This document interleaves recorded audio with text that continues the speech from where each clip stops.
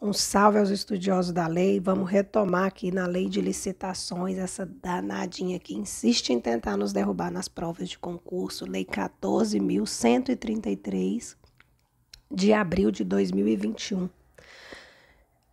Seguindo os vídeos anteriores, vamos retomar aqui no capítulo 4 dos agentes públicos. Artigo 7º. Caberá à autoridade máxima do órgão ou da entidade, ou a quem as normas de organização administrativa indicarem, promover gestão por competências e designar agentes públicos para o desempenho das funções essenciais à execução desta lei, que preencham os seguintes requisitos.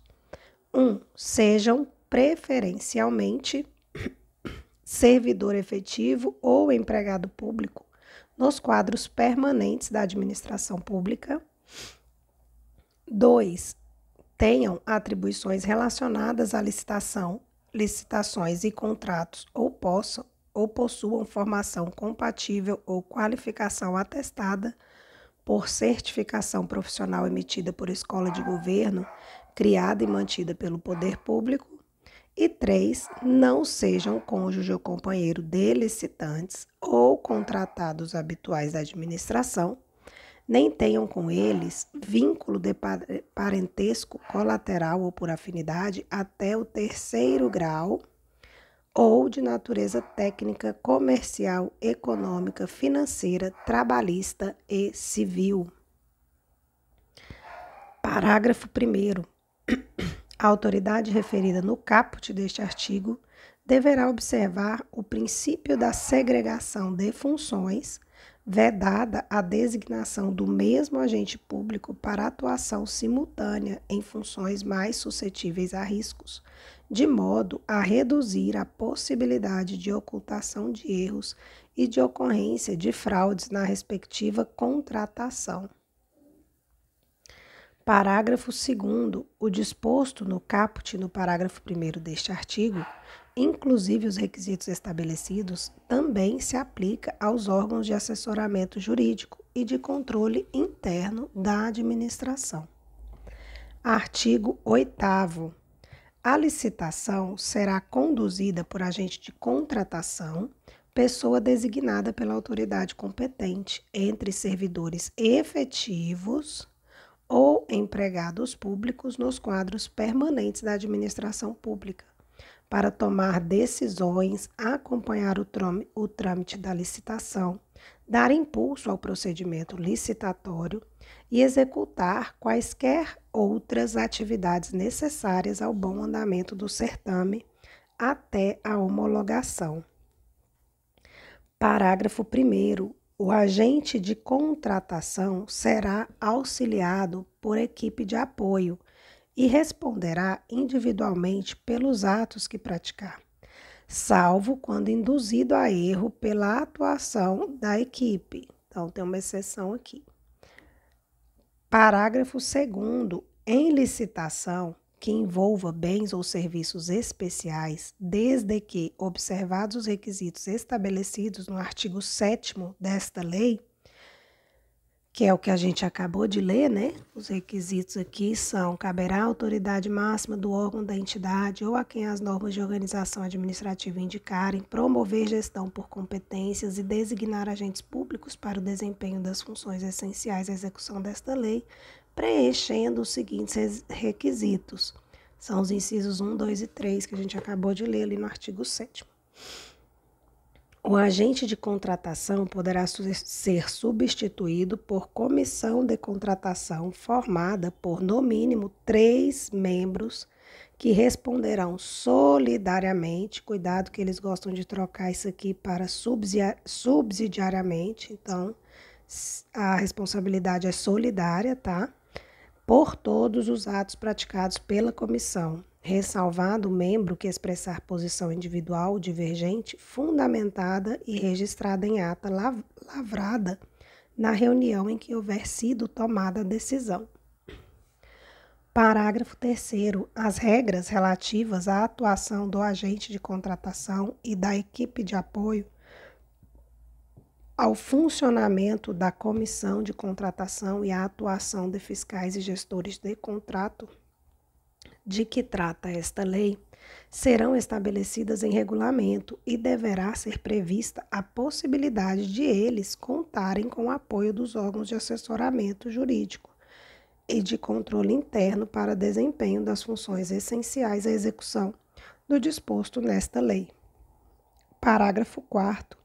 Em licitação que envolva bens ou serviços especiais cujo objeto não seja rotineiramente contratado pela administração, poderá ser contratado por prazo determinado serviço de empresa ou de profissional especializado para assessorar os agentes públicos responsáveis pela condução da licitação. Parágrafo 5º. Em licitação, na modalidade pregão, o agente responsável pela condução do certame será designado pregoeiro. E aqui a gente pode ressaltar uma alteração que teve da Lei 8666 para essa lei, porque lá na Lei 866 previa-se que, em regra, o procedimento licitatório era de responsabilidade de uma comissão de licitação, formada por no mínimo 3 membros. Já a Lei 14.133 de 2021 inovou no sentido de que a licitação, agora, em regra, será conduzida por um agente de contratação. E esse agente de contratação, ele é um servidor efetivo ou um empregado público do quadro permanente. E esse agente de contratação, né, que conduz a licitação, será auxiliado por uma equipe de apoio. Então, essa diferenciação da Lei 8666 para essa lei agora, tá? Artigo 9º. É vedado ao agente público designado para atuar na área de licitações e contratos, ressalvados os casos previstos em lei. 1. Admitir, prever, incluir ou tolerar nos atos que praticar as situações que comprometam, restringam ou frustrem o caráter competitivo do processo licitatório, inclusive nos casos de participações em sociedades cooperativas.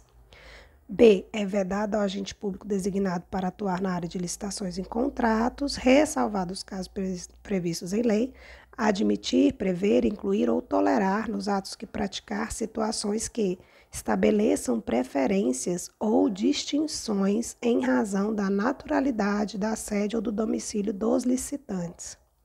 E C. É vedado ao agente público designado para atuar na área de licitações e contratos, admitir, prever, incluir ou tolerar nos atos que praticar situações que sejam impertinentes ou irrelevantes para o objeto específico do contrato.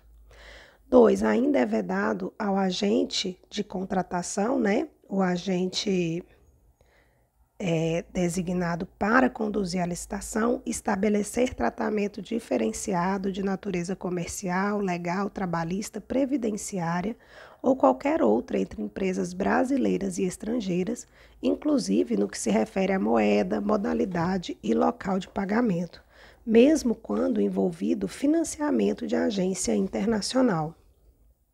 3. É vedado ao agente de contratação opor resistência injustificada ao andamento dos processos e indevidamente retardar ou deixar de praticar ato de ofício ou praticá-lo contra disposição expressa em lei.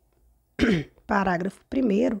Não poderá participar direta ou indiretamente da licitação ou da execução do contrato agente público de órgão ou entidade licitante ou contratante, devendo ser observadas as situações que possam configurar conflito de interesses no exercício ou após o exercício do cargo ou emprego, nos termos da legislação que disciplina a matéria. Parágrafo 2º. As vedações de que trata este artigo estendem-se a terceiro que auxilia a condução da contratação, na qualidade de integrante de equipe de apoio profissional especializado ou funcionário, ou representante da empresa que preste assessoria técnica.